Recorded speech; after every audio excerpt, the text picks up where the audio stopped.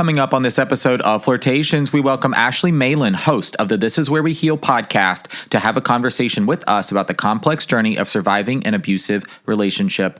We'll uncover how to begin healing from abusive and toxic relationships and discover the initial steps you can take if you find yourself in a harmful or volatile situation.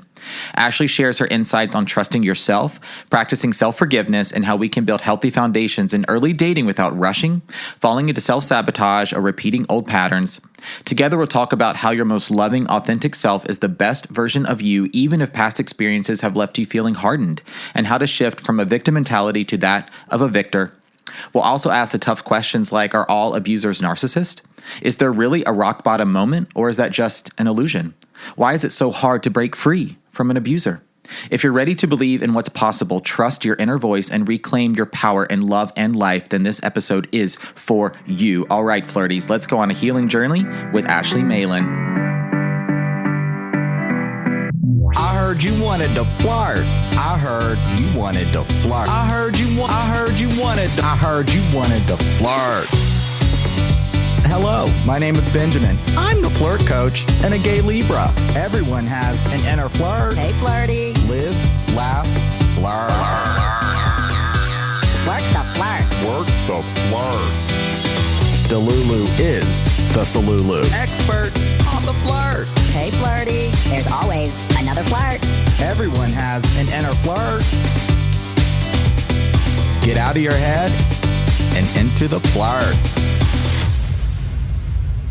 All right, flirties, on the show today, we're going to be talking about healing from past relationships, self-love, and getting super inspired with our guest, Ashley Maland, host of the This Is Where We Heal podcast and creator of a mentorship program for those looking for support post-breakups. Ashley, welcome to the show. Oh, thank you very much. I'm happy to be here. I'm excited to have you on Flirtations today. Giddy over here at Flirt headquarters. I love that. Oh my gosh, so much to get into today. We're going to get going right away. And my first question is, I want to learn a little bit more about your podcast. This is Where We Heal. I've been listening to some episodes. The conversations you are having are so deep, insightful, healing. They are giving me the highs. They're giving me some of the lows, right? They're giving me everything. So how did that show come to be? So I actually never thought about podcasting in my life. That was not something that was on my radar whatsoever. And about, 2 years ago, I got invited onto a podcast out in Miami. And that was like my first experience being on a podcast at all. And so I went out there and it went really well. And the viewership that they got from me being on the episode and talking about my experience with domestic violence and sexual assault just did really well. So that was kind of like a seed that got planted in my mind that people wanted to hear other stories about that. But I ended up joining the show. They ended up having me come on as a co-host. And so for, several months, I was flying back and forth to Miami once a month to be on the podcast, and it was going really well.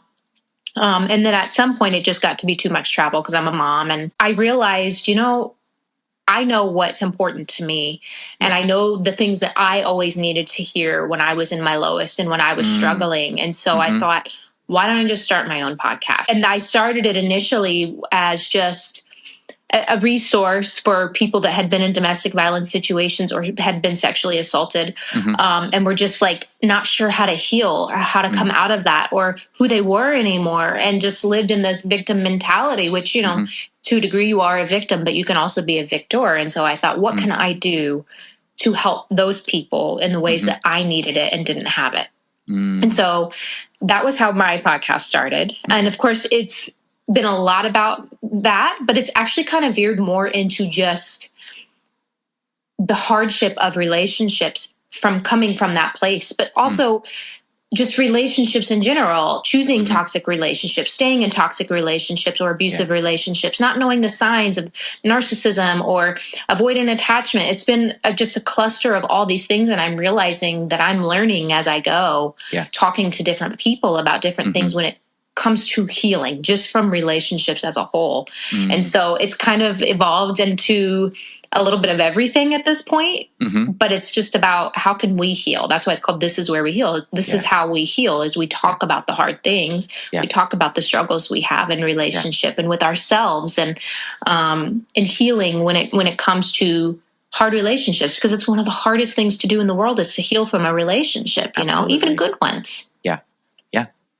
That's true. I'm already loving this conversation so much. Before we get into more of your story, I have a couple questions that came through from the flirties that I wanted to ask you here. And this first one is around healing. And it's so interesting. Like, one of the pieces of advice I got as a coach when I was looking to create content and exploring a podcast, like, oh my gosh, what am I going to talk about? You feel like you're getting 1,000 different opinions. And the one that stuck, I got some good advice, but the one that stuck is you create for the person or the version of you that really needed to hear what you're about to say, what you're about to share, that needed that support, that needed, like, you are the voice that you needed in your darkest moments.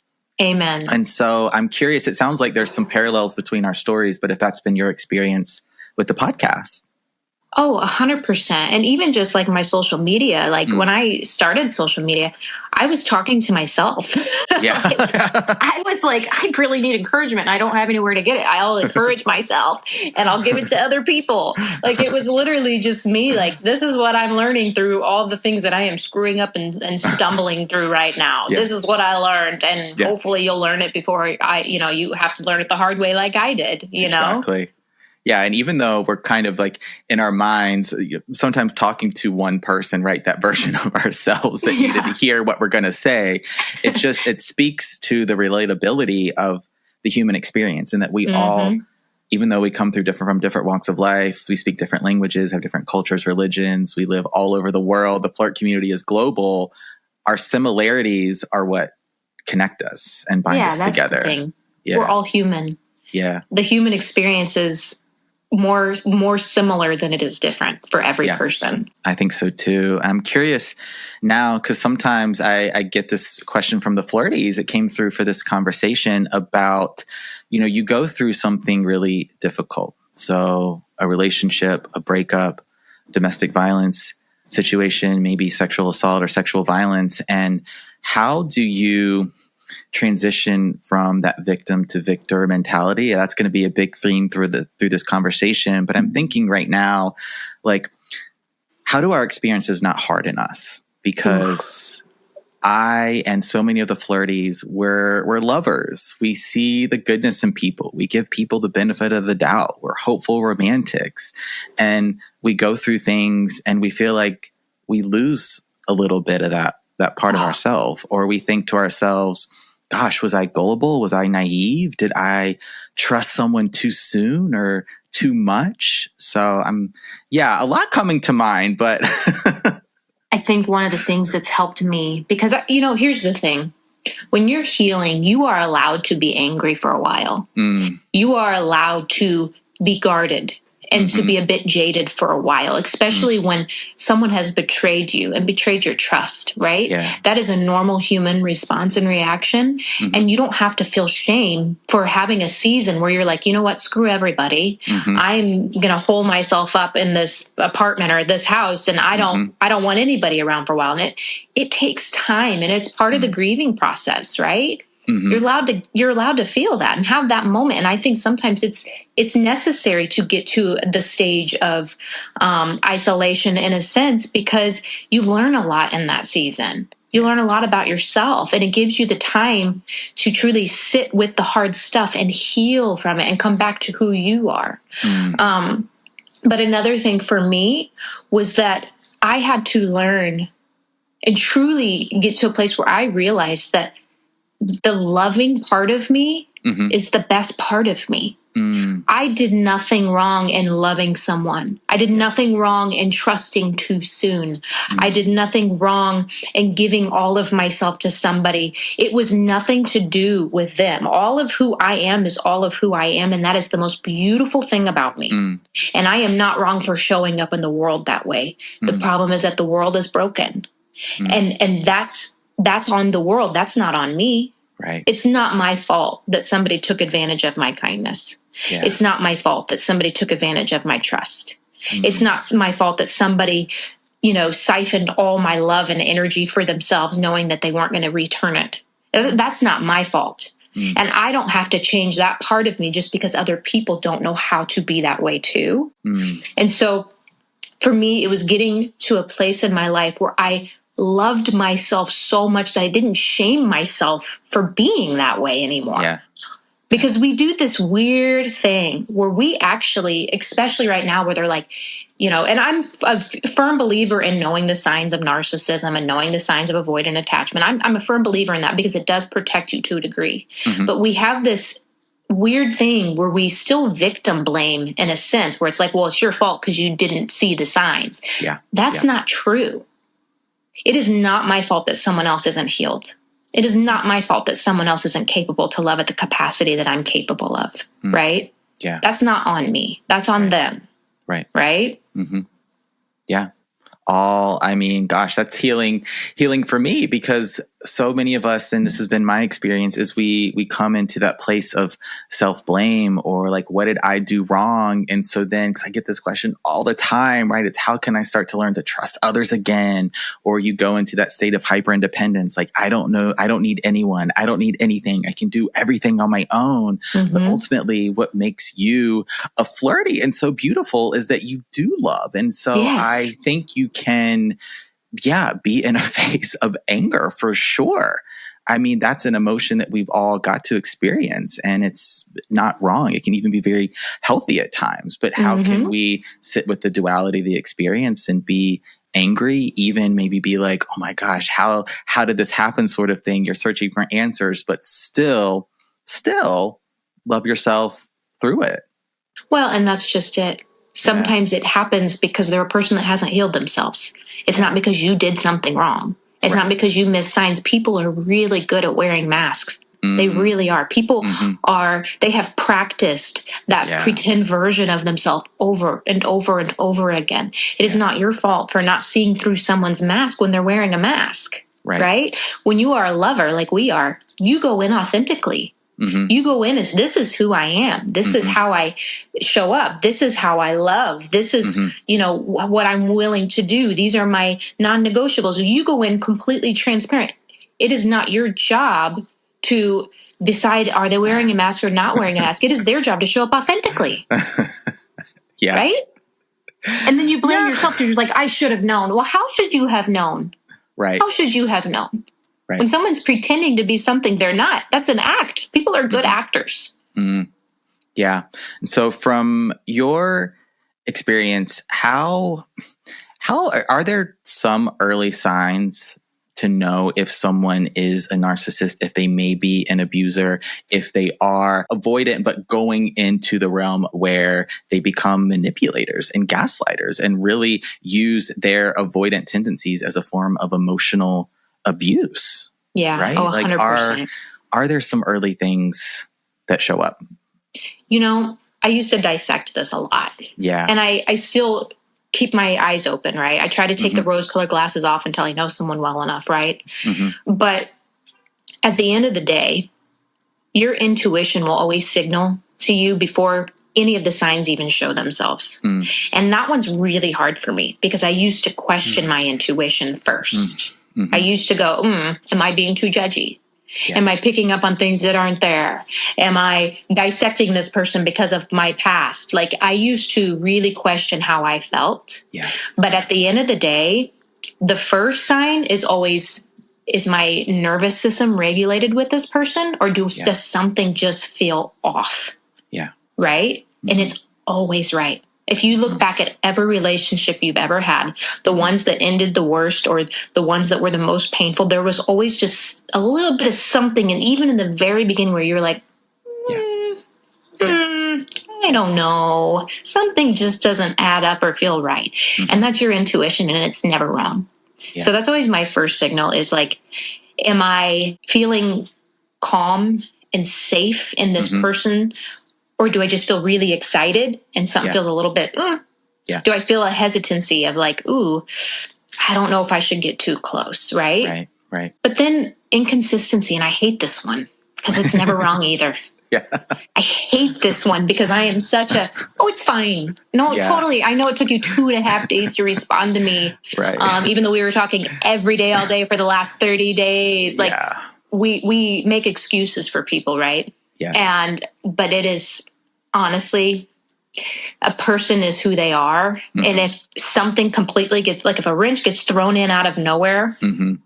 that's also who they are. Mm-hmm. And we have to trust those moments of inconsistency of going, okay, it doesn't make sense for someone to talk to me every single day, all day for 2 solid weeks and then disappear for 2.5 days. That's not normal behavior. That's not consistent behavior. Right.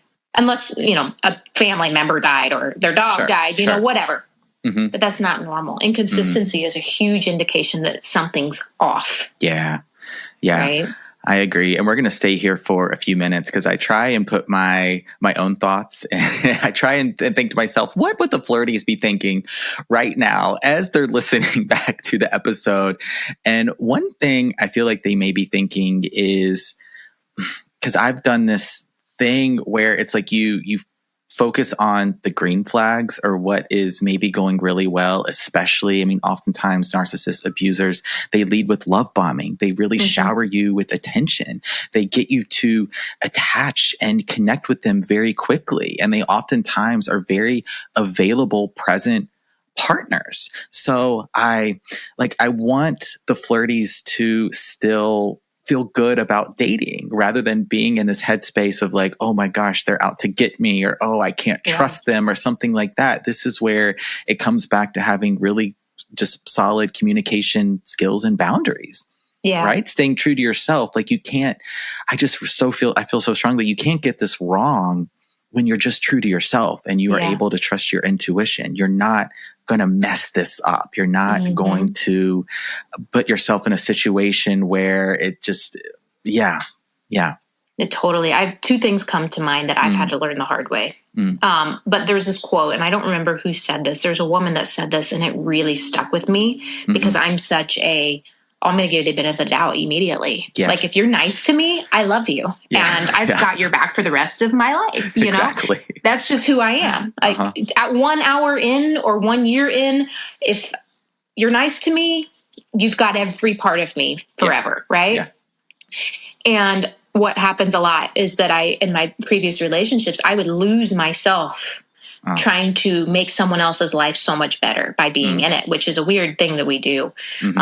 But this woman said, and I will never forget this, she said, you have to treat every relationship like it is a liability until it isn't. And I was like, And what that makes me realize is that your life has to stay consistent regardless of who comes in it, right? And I do this. I start dropping things like, oh, I need to go to the gym today, but I really want to see you. Yes. Oh, I need to be eating really clean this week, but I really want to meet you for lunch. Like, we start like negotiating all of our everyday core values to make room for someone. And that's beautiful, but it's not smart. Right. Right. And so for me, I've learned that anything worth having and anyone worth having takes time. Yeah. And to slow my roll and to pump the brakes no matter how excited that I get, because the quicker something happens, the quicker it usually blows up. Right. Yeah. And someone who is meant to be in your life forever, they're going to consistently keep showing up in your life. Right.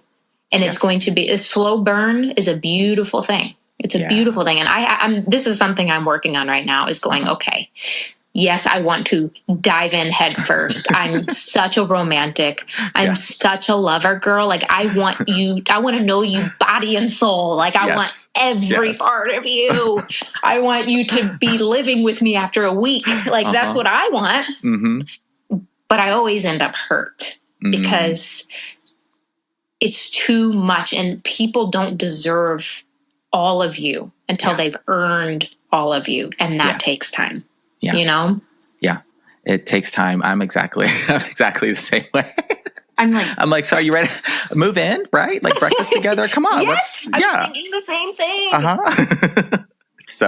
It's so true. And I love that this is coming up in the conversation because it's a theme that's been, present on Flirtations for a little while now, is this idea of being unavailable, of playing hard to get, of being hot and cold. I feel like that is the message that comes through sometimes on social media. But what we're saying, and I so agree with you, is you've got to have your life, right? You've got to have your hobbies, your interests, your passions, your connections, your friends, your family, your career, your education. You've got to have this life that you've worked hard to build, and you are then co-creating this relationship. You're complementing your already great life with somebody else. Yeah, it makes the whole process so much more calming, more grounding, and just more fulfilling too, because then your whole life doesn't become somebody else. Now, all of a sudden they don't text you or call you back for 2 days. And which hurts even worse. I mean, not great. It's worth a conversation, but if they are your whole world after 2 weeks, then your whole world is probably going to collapse. I've realized this. If my mood is dependent on how a person's showing up in my life, I've given them too much space too soon. Yeah. And that's because I want to. I know. Me too. Me too. The problem is that we can't, you create space for people that you want in your life. Yeah. But you don't get to where they're your life, and then you start creating space for the things that you absolutely need to stay grounded, right? Right. Mm-hmm. It's a mess, but we learn, we live and we learn. We do. And it's not about playing games. It's about saying, I have to make myself a priority, even when everything inside of me is so flippin' excited about this person. My life still has to be my priority. The things that are good for me, my chores, my whatever I'm building has to still be the priority. And then when I have space for them, I will allow them in. And it's hard. It is. It's hard. But to the potential partners that are even moderately healed or working on their healing, right? That's going to be attractive to them. They're not going to feel iced out or being that you're pushing them away or you're being avoidant or you're playing hard to get. They're going to be like, wow, this person has like all these things they're interested in. They have their other relationships. That's attractive to me. Yeah. And then it makes you feel so much more appreciative when they make time for you. Yes. Because you're like, wow, you made time for me. You didn't just give me all of your week. You made time for me, even though you're busy. And coming back to intuition for a moment, because this is always such a buzzy question, right? Intuition versus anxiety. How can I learn to trust myself more? Just trust my own inner voice. And like, because I'm thinking of the flirties listening that don't have a lot of dating experience, or maybe they haven't really had many great or positive dating experiences. So they don't kind of have a baseline or point of reference to go to. It's like they're listening back and like, oh, okay, they said this, Ashley said this, Benjamin said that, or, oh, I saw this on TV or social media. But I would say your intuition, maybe if you don't feel super connected to it in dating, it's been present in other areas of your life, your whole life. Yeah. Amen. What do you think? Oh, 100%. But it's good that you pointed out that maybe some people don't know what that looks like. Yeah. It's your body is what signals your intuition, right? Your gut and your mind. And it's being able to sit after an encounter. Maybe let's say you go on a first date. You ever been on a first date where you immediately got like a, ooh, have you ever done that where you're like, ooh, something's not right. And then months later you hear that about that person and something they did that was really weird with somebody else. And you're like, I'm so glad that I didn't like that person. That happens every time, right? When you meet someone new, your body, you'll feel it in your body, whether it's safe or it's unsafe for you. And of course, if you like someone and there's a part of you that's like, I'm not sure. There's nothing wrong with giving it a little bit of time, right?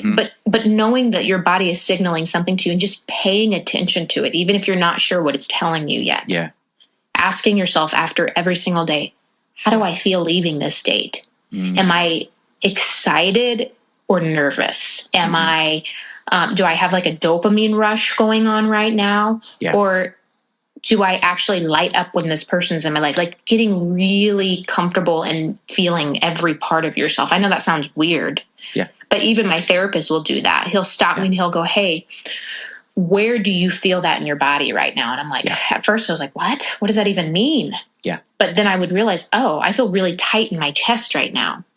Or my stomach is kind of nauseous. Like your body is that's where your intuition is your body. Absolutely. And then it signals something up here that just goes, I don't know. But you'll see it eventually if you just trust and listen to it. Yeah. And eventually that intuition, that voice is going to get to the point where you can't ignore it. Like I'm thinking of this guy I dated a little while ago, and I just, like after one date, I was telling all my friends, I'm going to marry him, right? He's the one.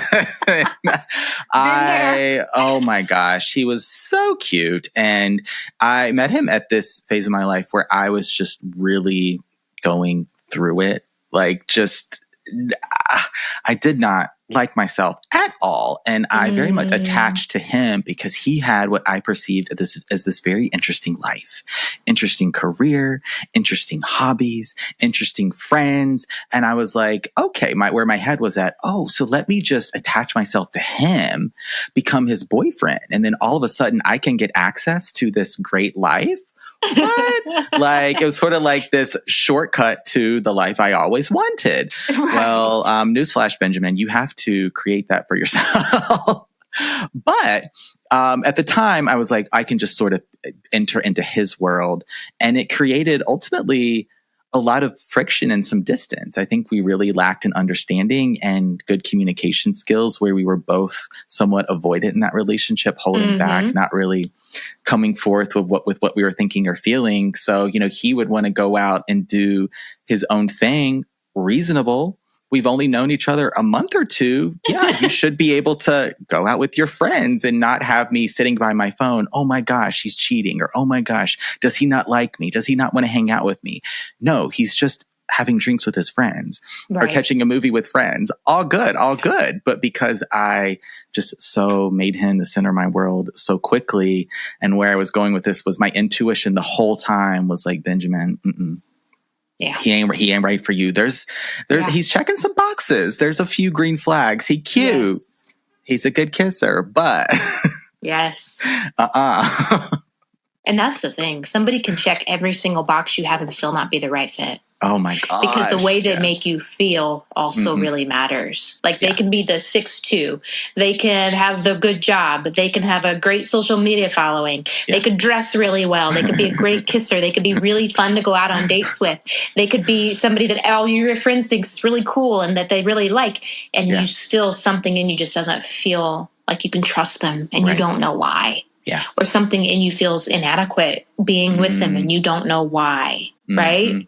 So true. And so that's what you have to one of the things I tell my clients whenever I'm doing mentorship, one of the first assignments that I give them is write down everything that the person that could be the absolute possible best fit for you would be, not just the physical, like how you feel when they're with you, the way they make you feel, like everything you can think of. What is that person like? Right. Yeah. And then don't settle until you get as close to that as you possibly can with someone, the way it feels, the way they talk to you, whatever your thing is, Yeah. Because we will settle time and time again if we aren't really fully set on what we know is good for us, not just what we want, but what we know is good for us. Like for me, I need someone that's a great communicator. I don't feel good in a relationship with someone that only needs to say hello once a day. Yeah. I don't feel good about that. And it could be Brad Pitt.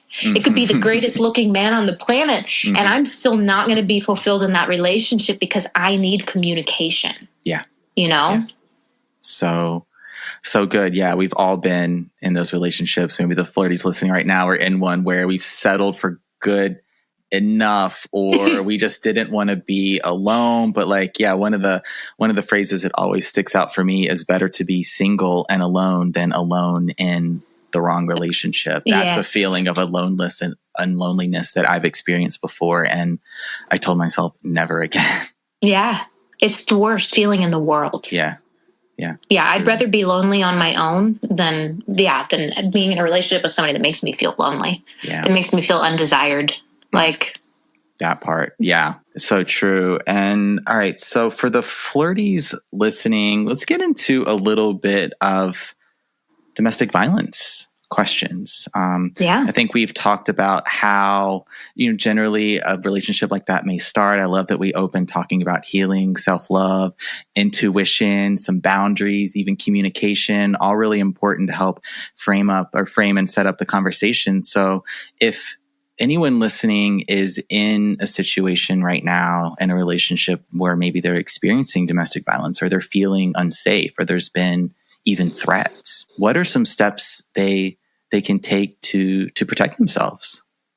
Well, one of the things that is the hardest to accept is that the pain of an abusive relationship will last forever as long as you allow it, because abusers don't usually leave, right? As long as they found their victim and their victim is there and willing to put up with them, they'll stay with you forever. Now, they might have 20 other ones too, but the pain of leaving is temporary. The pain of staying is permanent. Oof, okay. And so you have to ask yourself, what pain do I want to endure? Do I want to endure the pain of staying, knowing that this does not end until I'm brave enough to leave? Yeah. Or do I want to take the risk on leaving and know that this is going to hurt like hell and it's going to be one of the hardest seasons of my life, but there's at least a light at the end of this tunnel. And there's a chance that I can find myself again and that I could find myself in a relationship that's healthy and feels good and doesn't hurt me and I feel safe. Yeah. That's like the first thing I always tell people is you have to choose which pain you want to live with. And if it's one of those situations where they're debating, like if you're in that weird, awkward stage where it's like it's starting to feel abusive, it's starting to feel toxic, but nothing has happened per se. Right. Because a lot of people will stay through that season because they're like, well, he got angry and he grabbed me by my arms, but he didn't hit me. Yeah. He demeans me and he belittles me, but he doesn't hit me, right? Okay. A person that is willing to hurt you mentally and emotionally is very, deeply hurt you in those ways, is more than likely capable of hurting you physically too. And here's the thing you have to ask yourself. Do you want to be with someone that can so easily hurt you that deeply?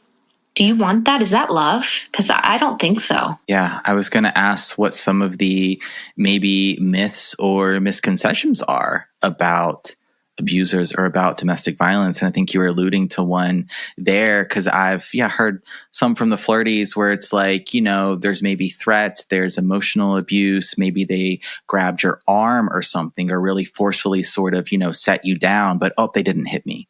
Or they didn't do XYZ thing. So in the mind of, sort of the other partner at the time, it's like, maybe this is normal or, maybe it's like not as bad as I thought. We start to maybe make some of those excuses and justifications. Some other things that may happen in those experiences that we might overlook. Well, the second you start making excuses for someone's hurtful behavior is the second that it's time to get out. Because abuse is, you don't go into an abusive relationship and on day 2, they're punching you in the face. That's not how it works. Right. And that's why so many people get caught up in abusive relationships, because it is a slow transition where you start off in the relationship seeing the absolute best parts of the mask they wear. Yeah. And that's who you believe they are until they show you otherwise. And then you become conflicted. Wait a minute. I know how amazing this person is. I know how amazing this person can be. I know how loving and affectionate they can be. So if they did this one thing, it must have they're just having a bad day. I probably caused it. That's what happens, right? We slowly transition into blaming ourselves, and they'll blame you too. They'll say, well, if you hadn't done that, I would have never grabbed your arm like that. Yeah. Like you provoked me. Like what you did was what provoked me. But a person who can't regulate the way they treat you, that is a huge red flag, right? Like even in the worst situations, and you have to ask yourself this too. Yeah. Even if you were madly in love with someone and they did something to upset you, would you punch them in the face? Would you demean them, belittle them, make them feel this small? Would you do that? Probably not. No.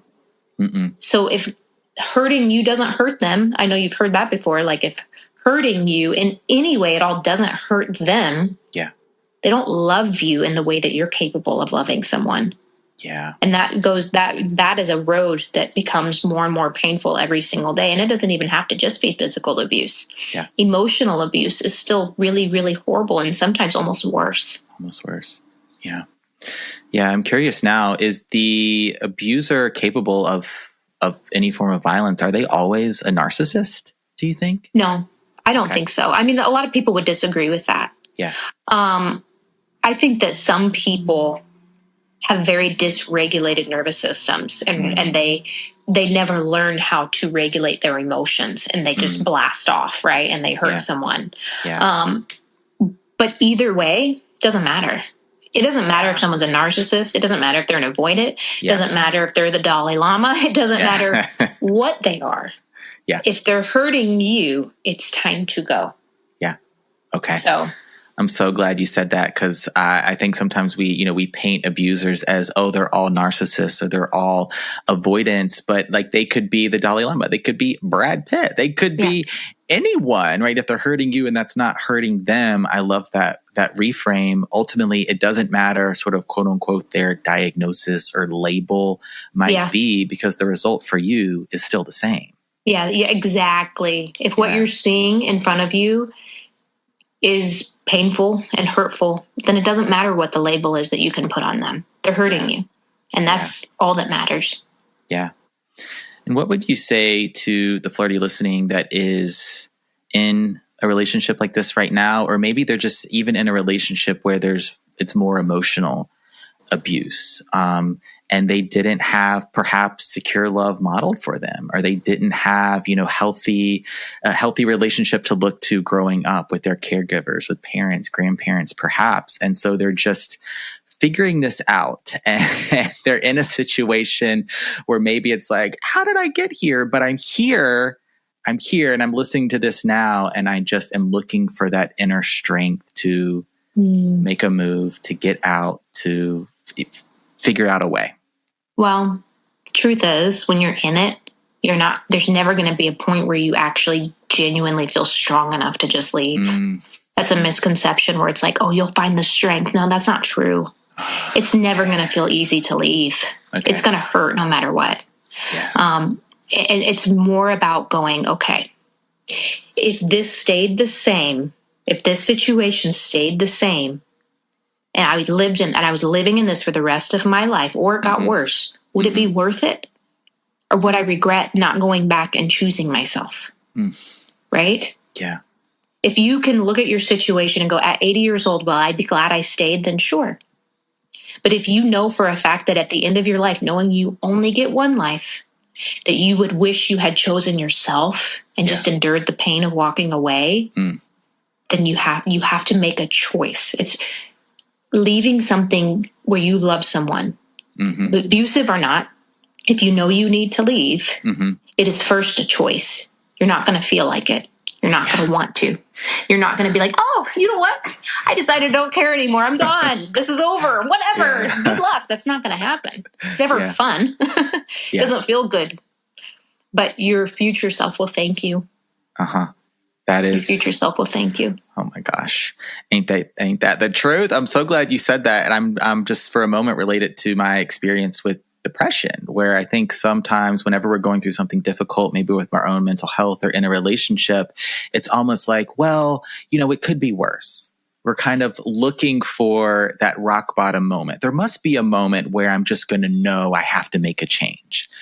Well, that moment didn't really come for me. It just kept getting progressively worse and worse. The moment you make a change is just that. It's the moment you decide, I can't do this anymore and I have to make a change. And that short term, as you were sharing earlier, is going to be perhaps very painful and uncomfortable and very anxiety producing. And you're going to go through the whole range of emotions.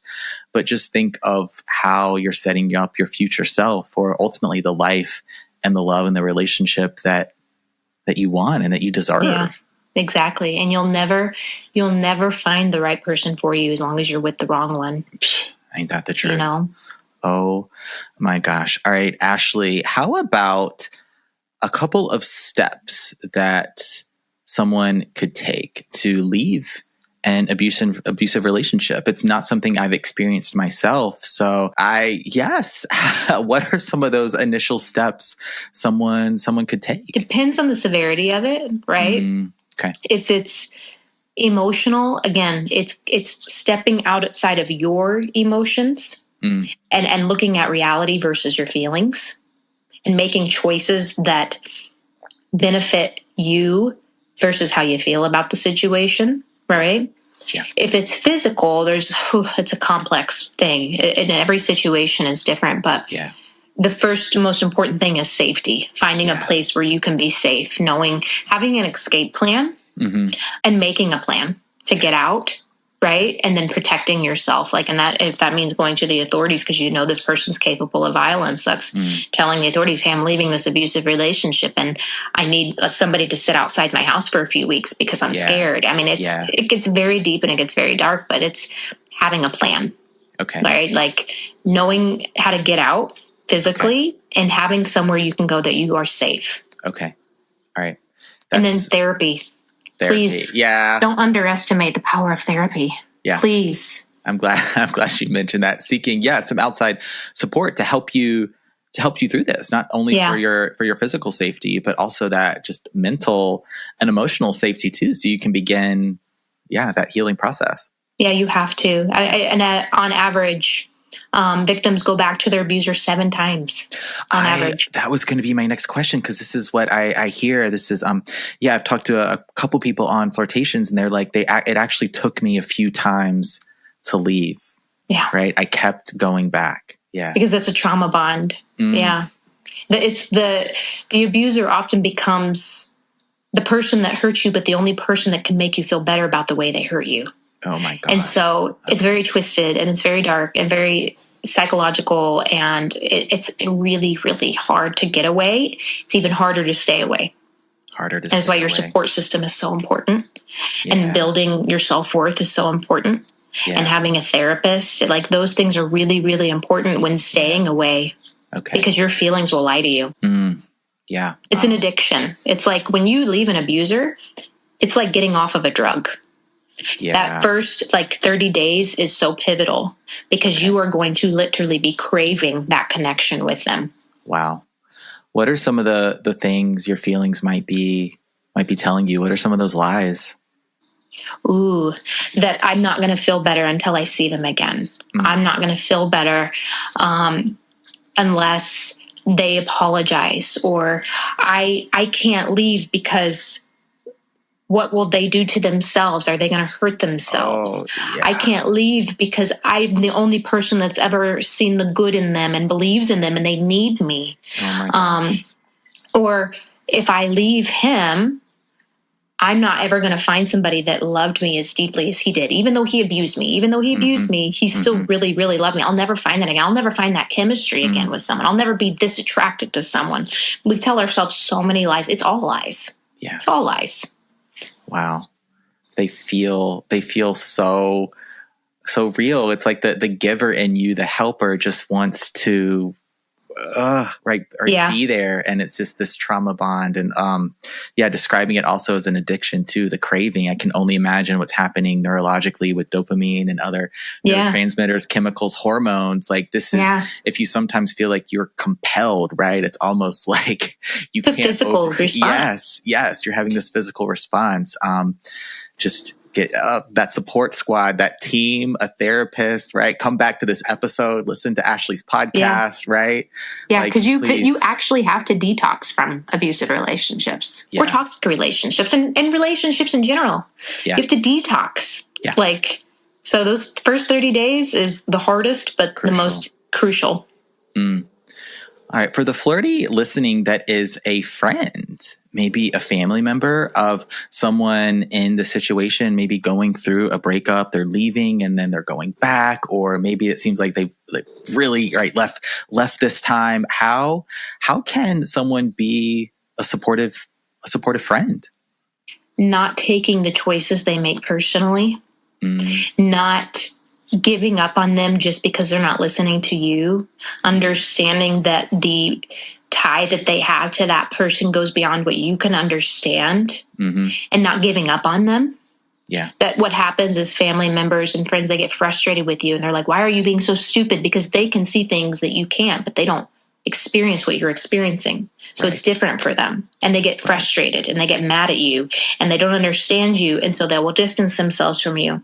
But you have to get to a place where you can go, okay, like what they do is out of my control, but I can still be the support system they need when they need somewhere to go. Right. And maybe they won't listen to you, but you can still be the person that reminds them of their worth every time they come back. And that actually will help them in the big picture. Eventually they will leave. Yeah. Eventually they will leave. Yeah. But you can't take it personally if they go back 100 times. You can't. Yeah. And a lot of people do. A lot of people do, or can imagine they cut that person off, right? They do. Like, it happens a lot. Yeah. Yeah. Because they don't understand it, you know? Yeah. It's an addiction. And I would say for anyone who's truly, truly loves someone that they see going back and forth, to read about addiction, to understand the psychological thing about addiction, because it will help you understand why women or men go back to abusive relationships too, because again, it is an addiction. Yeah. Yeah, I'm thinking about now. I had a friend one time in a relationship, and I'm not sure if there was physical violence present, but there was definitely, never said anything about that, but definitely a lot of emotional abuse, control, manipulation. And every time he would talk about this person, it was never good. It was never about how much fun they had, or about, you know, an amazing date they had, or a trip they had, or conversation, or anything. It was always something was wrong. There was always a problem. And from the outside looking in, it was like, well, why don't you just leave? Right? Why don't you just get out? And he did eventually. It took a couple years. He went back. I lost count how many times, so many times. And he just, you know, this topic or this person, this relationship dominated the conversation. And it was difficult for me as a friend because I felt like I lost my friend a little bit.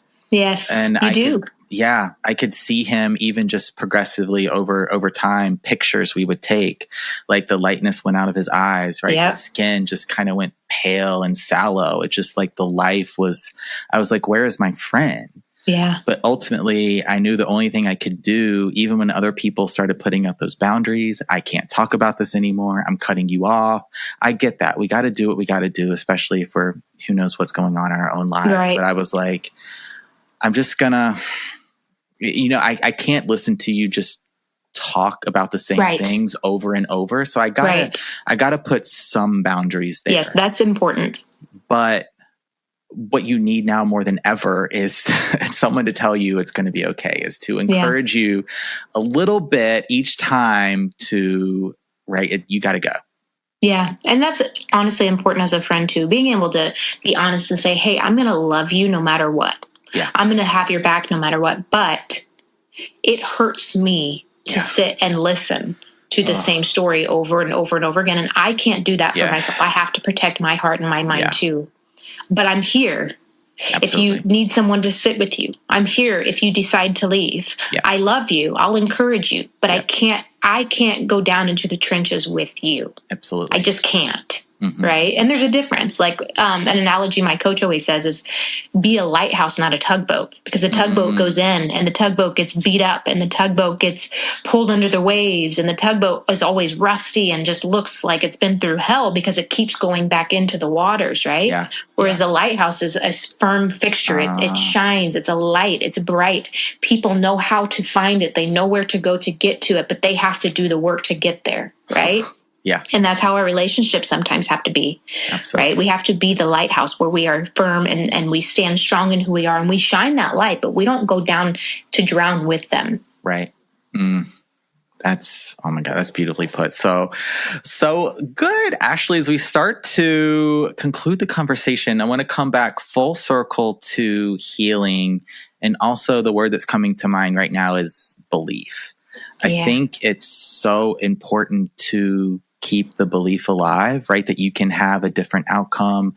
The future you want is there for you. The love, the relationship, all of that good stuff. But it's so hard when you're in it just to believe. And so I feel like you got to believe in something, at least this is true for me, outside of you, bigger than you, whether that's higher power, God, source, energy, divine, you put in whatever you believe in. But is belief important to you too? Oh, 100%. I mean, there's no change and there's no hope without the belief. Belief is everything. Who you think you are is who you will be. What you think you can have is what you will have. The life that you dream of is the life that you will end up having. And if you don't allow yourself to believe in something better and a beautiful relationship, you don't allow yourself to believe that it can be, it won't. The way that, and this all boils down to self-worth too. The more you believe in yourself, the more the things that you dream of and believe that you can have will come into your life. And I believe in God, and I put a lot of that in that. I believe that God wants me to think highly of myself. I believe that God believes in me, or I wouldn't be here. Right? Yeah. For me, I'm learning that the belief I have in myself determines the life that I live. It determines the things that I put myself out there for. And learning to fill yourself with every positive thought, every encouraging thought, every inspiring thought, anything that you believe anyone else is capable of, you're capable of, right? And so, and it's an everyday struggle for me. I struggled with self-worth for a lot of my life because my first relationship was horribly abusive and really beat me down. And that was the foundation of how I picked relationships for years. Yeah. But the more I believe in myself, the more doors that open, and I'm not sure, to the listeners that are on here, I mean, there's this idea that the frequency that you live in is how your life unfolds around you. And the more positive and uplifting and authentic you are, the more doors that can open for you. So I'm working on that every day. It's a work in progress. Yeah, absolutely. Well, thank you for sharing more about that with the Flirties. And if they would like to listen to the podcast, this is Where We Heal, learn about your mentorship program, follow you on socials. Yeah. How can they do that, and where you live on the internet? So on TikTok, it's Ashley Taylor Maland, Maland. Okay. And then on Instagram, it's just Ashley Maland. All right. And then This Is Where We Heal. And they can find that on YouTube or Spotify or Apple Podcasts, I believe. Okay. Amazing. Ashley Maland, I will have all those links in the show notes below for this episode. Before we could say our goodbyes, any final words or thoughts for the Flirties? Yeah, I would say fall in love with who you are and the way that you love the world. And don't let the world change you. Don't let the world change you in your good heart, because it's the best thing about you. It's the best thing about you. And the world needs to change, not you. Not you. Yeah. Oh my gosh. I love that so much. A beautiful place to end the conversation today. Ashley Maland, thank you so much for being on Flirtations. Thank you so much.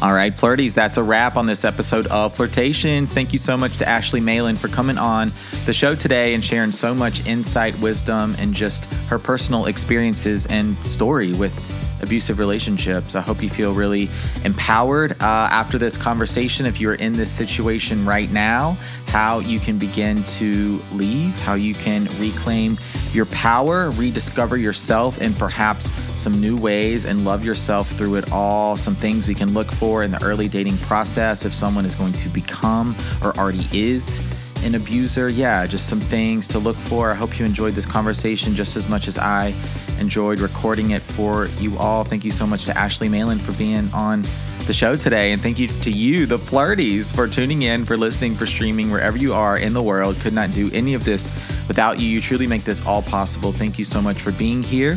Please rate, review, subscribe to the show if you haven't already. If you have, thank you so much. I invite you now to share this episode or another with a friend, a family member, a neighbor, a coworker, someone you want to share some BFE, some big flirt energy with. I'd love you for it. All right, that's going to do it for me here at Flirt Headquarters. My name is Benjamin. I'm the Flirt Coach and Gay Libra Flirty. Happy flirting.